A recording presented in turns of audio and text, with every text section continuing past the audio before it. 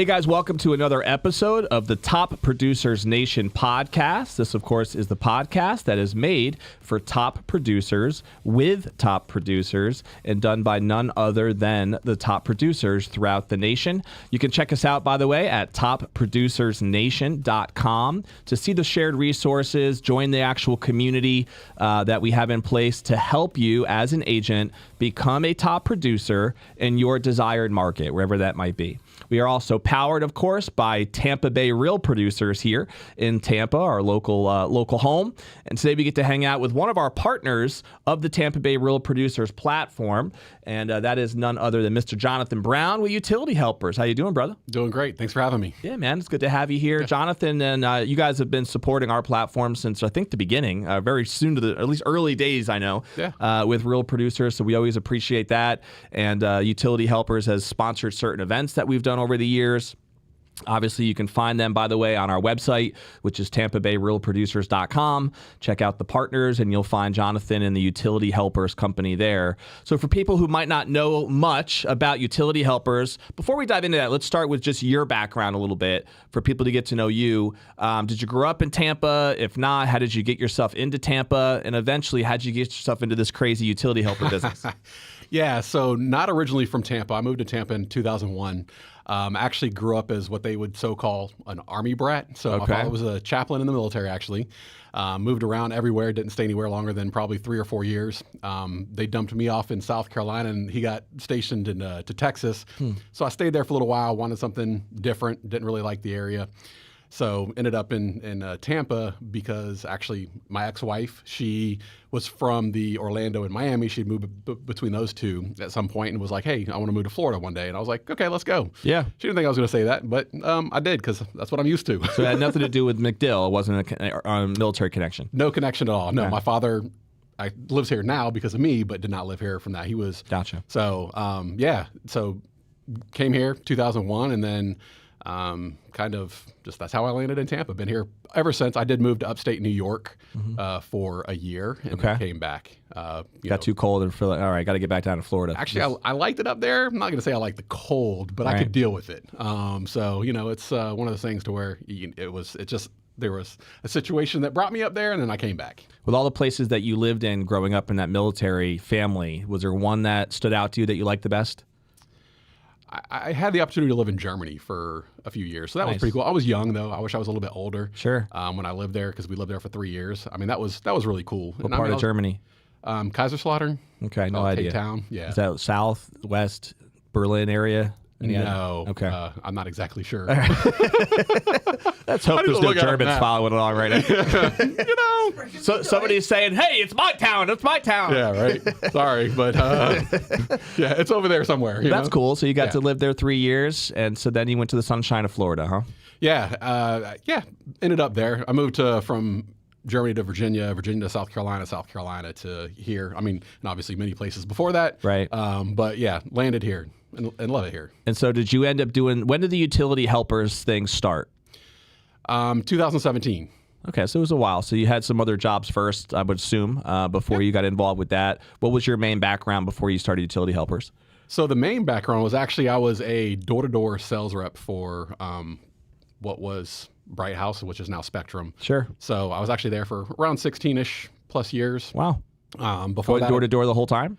So yes and no. So I started in actually retail management, didn't like it, couldn't go see my family because I didn't live around them because nobody lived here at that time. Yeah. So I was looking for a change of pace. Met a guy through my ex-wife that she was a leasing agent at a property, and he was a sales rep, door-to-door sales rep for what was then at the time Time Warner. So decided to embark on that and see what happens. So they threw me to the wolves. The hardest form of sales you can be, man, is door-to-door. I've done it before. It's not easy. Yeah, I mean, it's I think it takes, we saw a lot of people come and go. Sure. So yeah, I guess it takes a specific person to do it. But I did, especially for a period of time. Like if you've made it through those first couple of weeks and actually dealt with the rejection and learned how to adjust and overcome some of that stuff, that takes a certain skill set. Yeah, there was no training. It was, here you go. Figure it out. Here's some street addresses. Good luck. Yeah. So I guess I figured it out. After a while, it took me a little bit because I did have that person that was able to, kind of help me along the way, kind of guide me a little bit. So you were signing people up for cable services? Yeah, knocking on doors. And back then there was no competition. Right. What is now Frontier was, which Verizon came in after a few years, but they weren't in existence. So it was just knocking on their door. Yeah. You want cable internet service at that time? And then, with that, I did that. Like I said, I was changed the spectrum. I got into what they called the MDU department, which was apartment complexes. And that was mainly kind of probably more account management than anything, because you kind of dealt with kind of like what we do now. We dealt with the leasing agents to sign up services for cable. Sure. But we also had like blitzes that we'd have to do throughout the year to where we'd go to residential. It was kind of like mixed residential and apartments. And then we went specifically to... A little bit easier to go door to door in an apartment building, isn't it? You're just a little bit closer together. Yeah. I'll knock on this one. I'll take a couple steps and knock on that one. Exactly. Much easier. And in the apartment complexes, we did because you get the whole building, yeah. But you get the whole complex. Right. So it was a lot easier. It was more like I said, account management. And then I went into what they call SMB, small to medium business, for the last 3 years of my career there. The last 3 years was in business. 2 of the years were small to medium business, and I moved to enterprise the last year. And that's kind of when the transition of Spectrum was happening. Decided I wanted to do something different. And that's when kind of my idea of kind of just being a resource of the multiple services that are out there to offer to residential customers came about. It's an interesting business model, and I want to make sure people even know what Utility Helpers does exactly, because I don't think it's common knowledge, I guess you would say, that even your service or your industry exists, right? So for people who aren't familiar, we're going to get back to how it got started in just a second, but what exactly does Utility Helpers do, and what niche are you serving? So we actually set up the utilities and home services. So it's, our core products are cable, internet, phone. We do set up the electric. Water, sewer, trash is hit or miss. If we can set it up, we do. If we can't, we give them very, very detailed instructions. They don't have to look anywhere else. We do. So it's electric, cable, internet, phone, home security. People have home phones nowadays still? Actually, you'd be surprised. Yeah. There's not a lot, but people still order it. I'm like, for it's facts, a bundle. It's a bundle package. Yeah, and sometimes it is. At this day and age, it's not really necessarily cheaper, but if they do have a discounted rate, then we offer that. Sure. We're a consultative approach when it comes to all this stuff. We do offer home security and homeowners insurance as well. Yeah.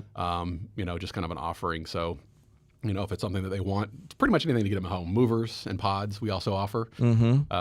So those are the core products of what we offer to the customers. So this idea, was there other businesses when you started getting into this space, right, that you looked at and said, I kind of that business model is intriguing to me. It looks like a good opportunity, or was this kind of just like a genesis of an idea that you had and said, this is a service that I think I can fill, and I don't see anybody else doing it? So I did not know. There is businesses like ours that I did not know existed for actually a while after we started. Right. It was more of a meeting of the minds of me and my ex-business partner that we came up to this business model of how we were going to work it. Because I know that we both wanted to focus on the real estate market, obviously, with residential customers moving in, and just kind of had to facilitate what exactly do we want to offer and how do we want to offer it. Because we found out when we first started that a lot of our competitors weren't offering like the core utility services such as, electric, water, sewer, and trash, because there's typically no income into that unless you get into a deregulated state like Texas, or up in the Northeast, they have deregulated electric states. But we wanted to be the full one-stop shop, so we're not saying, we're just going to do this, and then we're going to tell you what the phone numbers are over here. We wanted to be that white glove service to where people didn't have to go look around. When did Utility Helpers start again? 2017. When did you meet Elijah? So we met through, I don't know the exact time, but we met through a mutual friend. Okay. Years before that. Okay. Ran into him at. So you guys had a friendship prior. Correct. Yep. And then at some point, did you guys just decide, why don't we consider going into business together, or how did that actually take shape? So Interestingly enough, as I was thinking about, leaving corporate America and trying to figure out what I wanted to do, I was looking at the reseller market, or being an authorized dealer. So I actually got a phone call from him asking me a lot of questions about it. Then he was like, it sounds like you're doing something similar to what I want to do. So why don't we kind of meeting of the minds and see if it makes sense for us to come together and do this together. So, and that's where it kind of came about, like, because he was looking for contacts to get contracts. That's an interesting saying. Contacts for contracts. Yeah. There you go. You said it really well, though. That would have tied me up. So it sounds like both of you were kind of in the same space at the same time, thinking of this as a business opportunity, and didn't realize both of you were kind of thinking the same way. Correct. Yeah. And just him reaching out to me to get questions because of our mutual friend at the time. Because we kind of hung out through that mutual friend. So and then kind of came to light, and it took us a little while to get everything because we didn't know what we were doing. Yeah. The process was rough, to say the least, because I was used to also selling one product. And we went from selling one product to 2 different our cable services to where you had to figure out what pricing is what. So it was quite overwhelming at the beginning. So I can imagine, yeah. People that say they want to, like, they're interested in starting something in this space, I'm like, good luck. Yeah. I mean, don't get me wrong, it can be done. It's just it took a lot to get to where we're at today with everything. So did you have to learn to hone in on certain offerings and which ones you thought was going to make the most sense as far as packages, or did you really just lay out a bunch of different options for the client and it was more of an a la carte type selection? Yeah, so it was. So like I said, we're still to this day, a full concierge. We're there to help make sure they make the right decision for what their needs are. So it's like any approach, consultative approach. It's find out what the need is and fill that need of what internet speeds are going to be there, what cable packages are going to be there. So we have them all available because we are nationwide now. So it's a little bit even more difficult, but we have it and we're able to manage it, and we make it very simple. Yeah. We have ton of tools and everything, but yeah, it's what are your needs? They're telling us what their needs are, and we fill those needs. And they can always make changes. It's not like you're set in this day and age. There's no really contract, so it's not like this is what you have to have. You can always change it, and you can always call us back, and we can help people out as well. Talk a little bit about how the business evolved over the years. Did you start in a specific geographic area at first? Was it just Florida? Was it even more niche than that? And then, as you just said, you guys obviously now are national. How did that evolution happen? Yeah, so we started in really the Tampa Bay market. Honestly, in St. Pete, with Elijah knowing people, being a agent broker in that area. And he was a licensed agent at the time, right? That is correct. Real estate agent. Yeah. Correct. Yeah.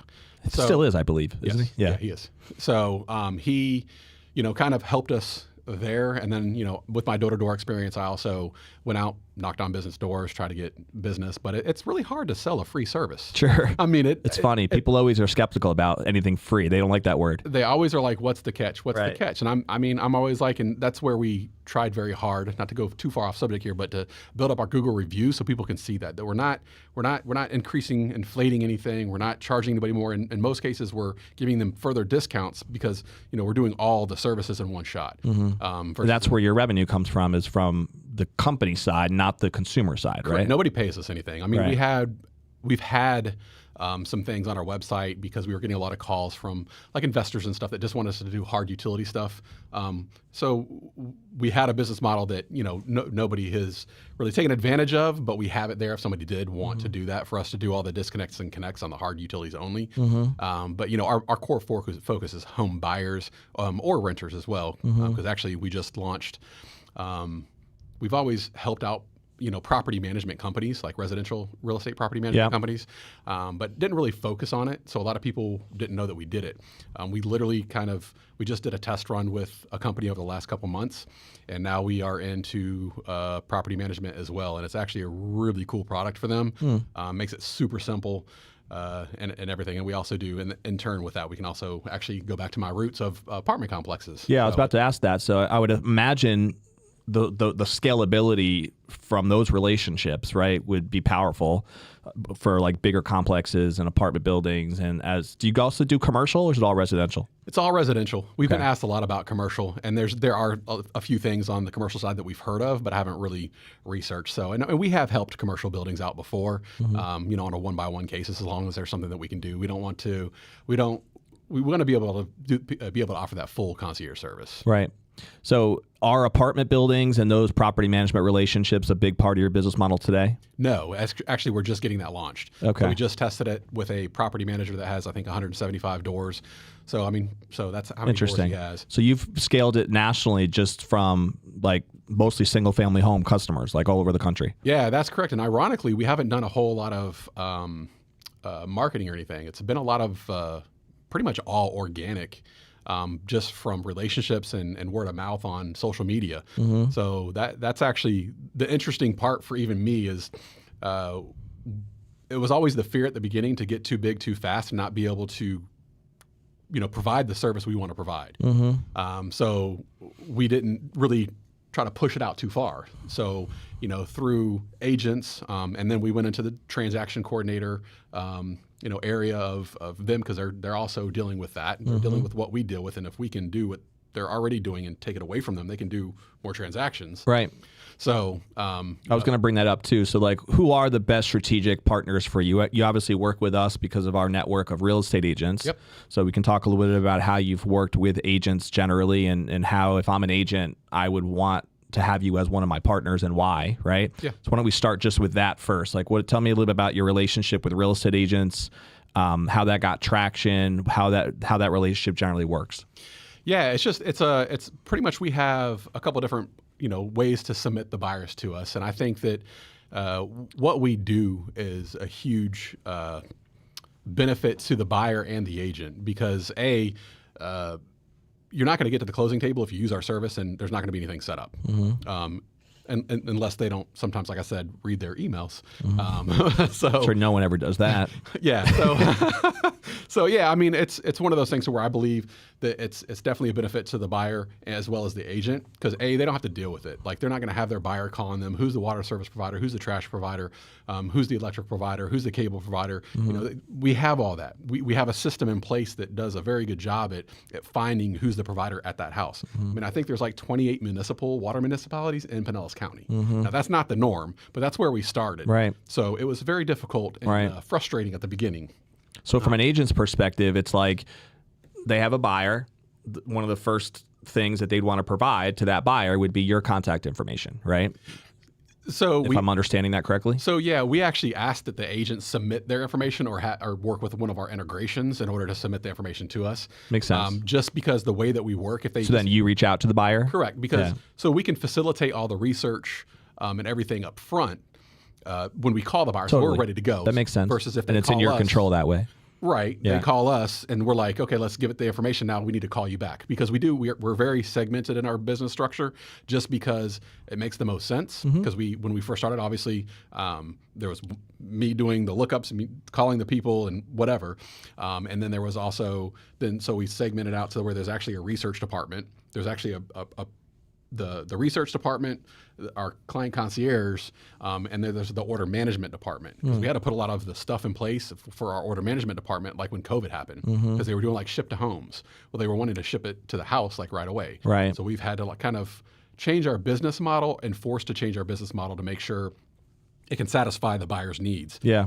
So we've done. Do a you lot of want the agent to prep their buyer in any way? So they submit their information. Do you want them to set the expectation that they're going to be hearing from you? Oh, 100%. Yeah. I mean, it makes it a lot easier. I mean, obviously, we have to take some information from the buyer. So, coming from a trusted source like the real estate agent, we're very protective of how we do it, what we do. We've always even been in office even through COVID just because of the information that we take. So prepping the buyer is 100% needed. Just say, hey, I work with this company called Utility Helpers. They're going to be calling you to set up all your utilities and home services. Yeah. I've submitted the information, and when they do submit the information, the buyer will get an email saying that the agent submitted the information that we'll be reaching out, as well as that makes sense. Agent gets streamlined an email. Yeah, and then they can also schedule a call on that email. So then you become the go-to resource for all of those questions that they would be asking the agent about who they should set up this for, that for, this for. Now they just operate with you and you alone. Exactly. Yeah. I mean, it's literally taken all of that off their plate. Like I know, like in my apartment days, and even sometimes now, there's agents and apartment managers and builders will just hand over a list of here's the utilities. Well, I mean, when I was doing some door to door, like even the builders had like Spectrum, or I mean, Bright House still on the form, and it's an old number that they've changed. They no longer even exist anymore. Right. So I'm like, this is the reason why you should use us, because we Right. always have the updated information, and Yep. we have those partnerships.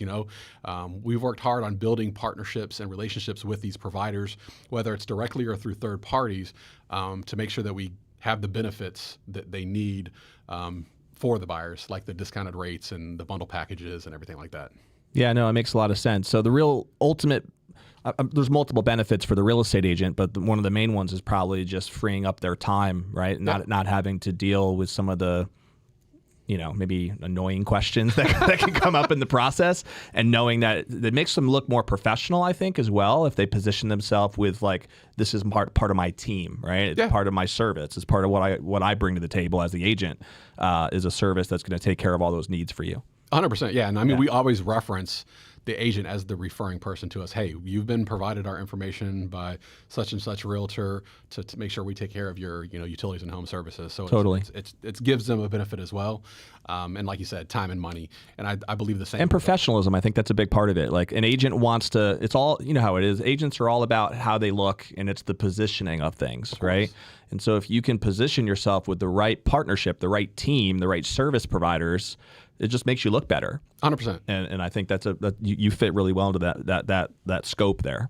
Yeah, and we've worked extremely hard to make sure that it's a benefit to them and a benefit to the buyer, because I mean, our average call time is between 15 and 20 minutes. Mm-hmm.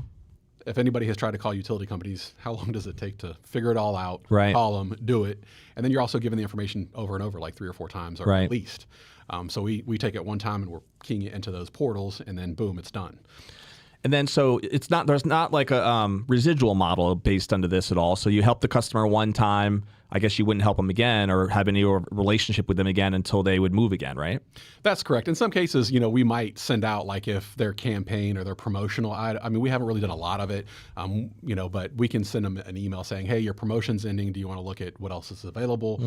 Because the standard protocol being in the cable industry, I know this, is raise your bill $20 every year, right. or $40 every year. Right. It's always the new guys that get the good deals. It is the new guys that get the good deals, and that's nationwide. It doesn't matter whether loyal you're customers, we get screwed every year, Exactly, and I think that business model is changing a little bit, but we'll see what the future holds with that. But yeah, I mean, so you do have some form of ongoing communication with the client, a little bit anyway. Not a whole lot. I mean, we really don't. I mean, we usually just get it set up and done. Yeah. I mean, we have done a campaign just sent out to say, hey, if your rates went up and you want to reshop, give us a call. Yeah. It's not like we're calling them 100 times trying to sell them more and more stuff. We don't like that model. We've heard a lot of complaints about other companies that will sell the information and do all that stuff. We don't sell the information. We're very, very protective of I think that's important to know. Compliance, because again, we want to make sure that we're in control of not only the data, but who's calling them. Yeah. So all of the stuff that we do in-house, unless it's like a mover. Obviously, the mover is going to have to get the quote and call them and go out to their house and see what they have. But they have to also request it. We're not just blind sending stuff to people like that. It's got to be a request by the buyer. Right.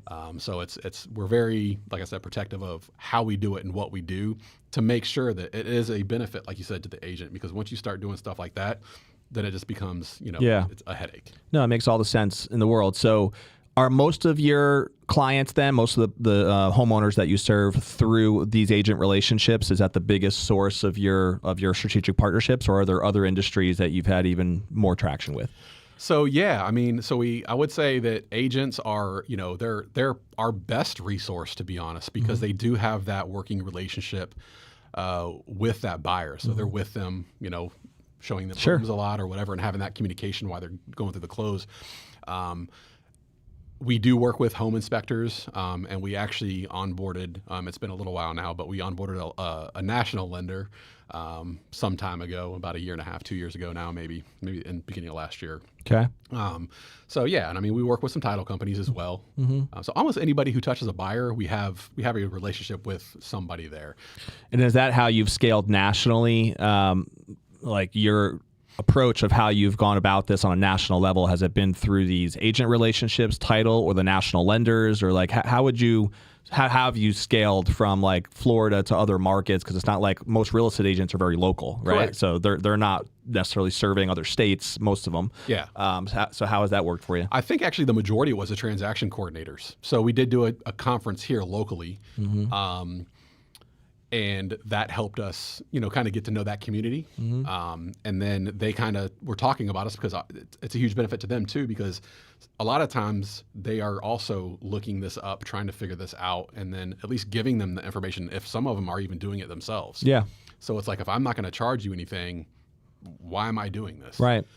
So that's, I would say that's probably was the biggest thing for us to grow nationally. And the relationship with transaction coordinators. Yeah. Okay. Yeah. And it was obviously scary at first, but then at some point I'm like, we just have to, if we're going to scale and we want to go further than Florida, we have to at least just try it out and see what happens. And if it doesn't work out to where we're providing the service that we want to provide, then we'll say, okay, scale back. We'll scale back. Yeah. And is the hardest part of that just all the research required? I would imagine, because there's so many different companies that you're trying to figure out the nuances with, and the more states you scale to, the harder it is to build that research list, right? So I wouldn't say it's hard to scale now, because we have, we know how to find what we need to find. So even with the lender that we onboarded, we've gotten stuff in very rural areas to where they're sitting on 30 acres, or Alaska to where we've never went to, and it's like, what do you do here? Like, there's no power anywhere around you. Yeah, you're off grid. Yeah. No connection needed. Yeah. So, and I mean, it's things like that. But I mean, we have a solution for everybody, because we have the satellite internets if needed. We have, the T-Mobile internet if it's available. We have the Verizon, 5G network if we need it. But then we also have the local providers as well throughout the country. Yeah. How many employees you guys have now? We have 15, and then we are like 18 employees total. Okay. Yeah. And they work out in those different departments that you were talking about a few minutes ago. Yep. So what about the business that you've scaled now over the years has kind of surprised you? Has there been things that are a little bit different than what your expectations were? Or do you feel like it's kind of evolved the way you thought it might?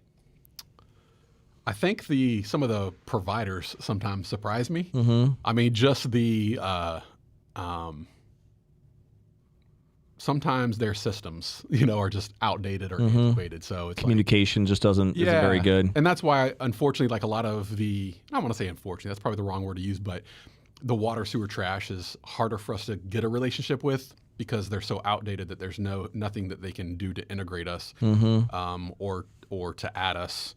And we're still working on those types of things. But even with that, like I said, we make it super simple, because we give, and that's the other benefit to us as well, for the agent and the buyer or anybody who works with us, is we actually give the buyer a very detailed confirmation email that has all of the data in there, the installation times, the installation dates, all the screenshots that we can take. So it's there, it's all in one email. And then like for the water sewer trash, if there's an application that they have to fill out and sign, we attach the application, or we'll send them the link, or whatever the case may be. Yeah. So we make it. Do you have buyers as well who reach out to you? Is that a normal part of your process, where the buyer somehow sees you, whether it's online or they do their own research and just they are interested without any sort of a strategic setup? Yeah, we actually, we don't get a lot of those. We get some that just do hand the phone number or our email address to the buyer. So we'll get a few of those. But we do get some that will find us online and call us. It's not a lot. Yeah. But we do have some traction with, we haven't really, like I said, done any like SEO stuff. But because of the amount of Google reviews we have, I'm assuming our information is being pushed out there right now. So if somebody looks up for you, that's how the algorithm works. Yeah. Yeah. So they find us that way, I guess. Makes sense. Because even agents find us on Google when they're looking up utilities for whatever that city is. Right. We pop up. That makes sense. So has the company fairly just consistently grown kind of year over year, or did you have more of an ebb and flow type of thing, or how's it looked? I wouldn't say ebb and flow. At the beginning, it was kind of slow to roll, just because like I said, the free service. Seems like you would take some momentum. You need to take some time. Once we got there, I think it was an increase, over time. And I think what it is we hit certain points to where we're like, okay, we're busy enough. We need to make sure that this is fine tuned and we're not going to drop balls and stuff like that. So then we would plateau, because we're not trying to be out there marketing or anything like that. Because I mean, like I said, a lot of it was going door to door, previous relationships and things of that nature. And then, also, some of the other stuff. And then COVID hit. Yeah. We lasted through COVID. Actually, the first year, like month over month, we were growing like 10 to 20% month over month. just because nobody knew what to do because you couldn't get into a door. Right. We had all the research done. We had our team. All right, let's call to see what we can do to help these people out so they're not having to go, or do they have to go? Yeah. In person. And then, we plateaued, and then we shot up again, and then we plateaued. And then and even with the market now, I mean, we're down probably a little bit, but I wouldn't say we're hurting. We have so much room to grow throughout the country, and we have the capability now to take on a lot more. So we make sure that we have the capacity if a larger partner or brokerage or something says, hey, we're interested, so that we can onboard somebody pretty quick. What's the most challenging part of the business? Is it like the front end in terms of the strategic relationships and getting your buyer network built up, or do you have challenges on the backside in your relationships with these providers? Like, do they try to nickel and dime you guys at all on what they're willing to pay you, or like how? I won't name names, but some yes. I mean, the payouts do vary from company to company. They do. We don't relate. Is that always like a constant negotiation that you have to deal with? I wouldn't say it's not constant. No. I mean, it is what it is. Right. Business. They give you what they give you, and that's what you have to deal with, right? So it's one of those things that our reps don't know anything about that either. So it's a very, like I said, consultative approach. So I want to make sure, that I make that point. They have no idea what providers pay what. Right. They have no clue. Right. So it's not like they're not preferring one or the other. Yeah. They're not steering a customer one direction or the other. Right. But yeah, I mean, difficulties. I mean, running a business can be just difficult. Just people. People are, I mean, and that is the case. I mean, and that ebbs and flows. Like we have a great team right now, a solid team right now. But it's one of those things to where the people can be the issue. And I think that was probably the larger headache. And I mean, honestly, building processes out to make sure it is scalable and to make sure that we can provide that service that we want to provide. This was your first time running your own business, right? It is. Yeah. And so, I mean, it's a testament really to your persistence that you've made it work as long as you have, because a lot of people, when especially their first time running a business, we all know the stats out there, right? It's not great for first time business owners to be successful for as long as you have. So it's a real testament to that. So you guys have done something pretty well with that. Well, thank you. Yeah, I mean, I don't think about that often, but I'm like, I've lasted something to be proud years. Of. Yeah, that's a win. Say after 5 years you're good. We're as a business, we're plugging along. We're getting through it. I mean, the market ebbs and flows, and we'll ebb and flow with it. I mean, there's things that we can do to stay alive and make sure that our employees are paid and they're doing good too. Yeah, for sure, absolutely, it makes sense. What is your favorite part about being a business owner? I like the freedom of it, but I will say that I'm probably in the office more. Right. Or working freedom more. Is an interesting word. Maybe not necessarily in the office, but I'm working more than I did when I was in corporate America. I mean, because it's my baby, as we probably say as business owners. So I say freedom, but I don't really take the freedom to my advantage. Yeah. Because I like to be in the trenches or be there for the business and be there for the people that are helping me be successful in the business. So it's like if they have a question, I want to be available. I always have an open door policy. So my door is literally always open, even if I'm on usually if I'm on a call. If I'm on a call, sometimes I'll shut it, but because they will just barge in and be like, "Hey, I need this. I'm on a call." Right. But I want to be available. The sign is up for a reason, buddy. Come on now. Actually, we just talked about that yesterday. Put a sign up to say, because even if my door's closed, they'll be like, "Hey, do not disturb," right? Which is fine. I mean, works in the hotel industry. I might as well give it a shot. I mean, we'll try. Question for you: have you started to implement Starlink? They do not suppose so.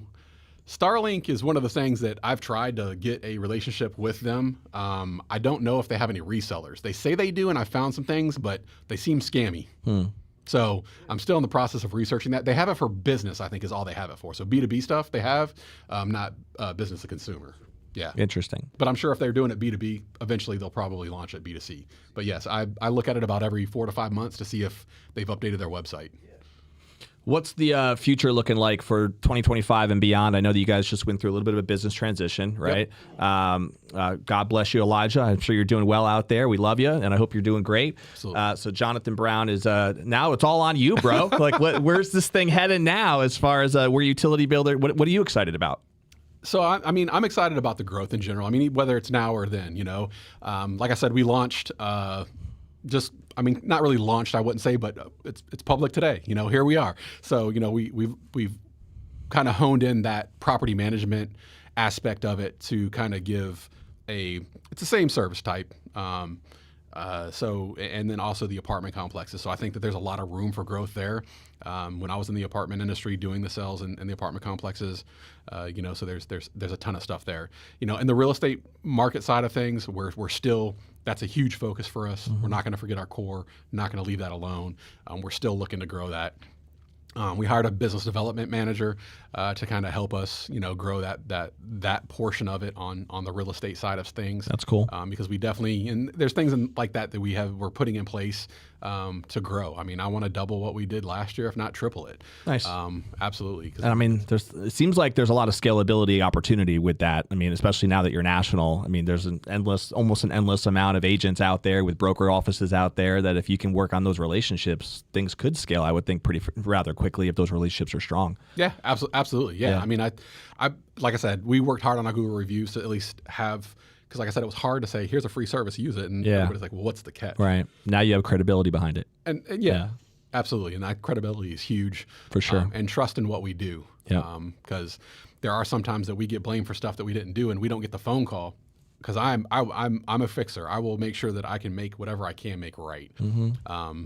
And do what I can. If there's something that we messed up and it's on us, I'm going to fix it. Yeah. If I had to pay for somebody's pool cleaning service one time and they're reconnect on their electric and water service because, we messed up. Right. We're humans. All it takes is one really dissatisfied customer to really kind of ruin some of the reputation. So yeah, but it's how you bounce back from those types of things. I totally believe that. If you take care of them, then you could be more of a hero than if everything went smooth sometimes. So and I totally believe in making things right.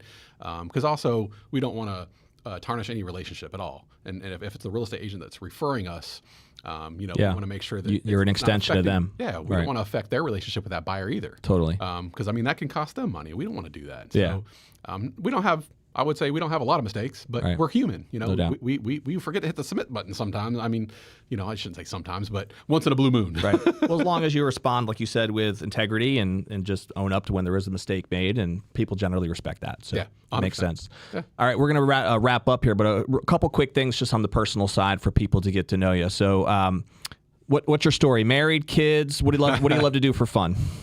Oh boy. So yes, married. I have 3 children, 2 dogs. How old are your kids now? 15, 14, and 8. Okay. So you still got your hands full over there. Yeah. Mm-hmm. So, yeah. Yours more than mine, though. Yeah, it's true. My hands are a little fuller, but they're still full. Yeah. What do you guys love to do for fun when you're just hanging out with the family or not dealing about the business? We just hang out. That's really it. Actually, my wife has been working with me. Is she in the business with you? Yes. She's been working with me for 5 years now. Okay. It was kind of on and off. We've actually worked together most of the time we've known each other. Okay. Actually, back in my cable days when I was a sales rep, she was one of the girls that I would call into to oh, wow. So you guys go way back. My orders. Yeah. I mean, so, we've been together a long time. She's been a blessing, honestly. She helps out in the office. She's done a whole lot for utility helpers and help the growth and streamline a lot of the processes as well. Yeah. So our lives are pretty much inundated with utility helpers and children. I got you. A couple rapid fire questions. Do you have a favorite book, author, seminar maybe that's ever made an impact on you personally or professionally? Boy, that's one thing I'm terrible at, honestly, are books and reading. I buy them and I set them on my nightstand and I don't ever read them. Are you like a podcast guy or audio or? Yeah, so I haven't, so I try to get into the books and the podcasts. And again, I don't know. Not much. Who's got the time for this, man? You're building a business, for goodness sakes. And I hear you, man. I get it. And that's the life of a true entrepreneur. Like I see a lot of books that you post, and I'm like, man, I want to get that. And sometimes I think I've gotten a couple of the books that you suggested, and they just sit there. Right. Like I got like 5 or 6 in my office that I'm like, I just need to take these home and do it. You just got to get the Audible app, bro. And that's what I need to do. Just let them play when you're driving in the car, and let your car become a little bit of a university. That's it. More social media and books should be my goal for this year. We'll make it today. Giddy up. There we go. We're setting resolutions. Well, and I will say, exactly. Resolution's a little late, but yeah. And then, my wife and I we spent so much time together, but we started working out too. So I'm trying to work on my health. I didn't realize no doubt. At my I was watching a video that I was going to like, I'm going to have somebody edit this.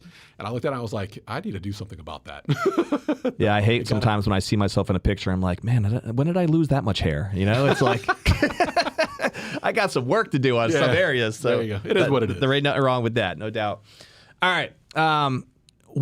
So this is kind of our last question. This has to do with what I would call the legacy question. But I think in your case, I'm interested to hear about from the business perspective.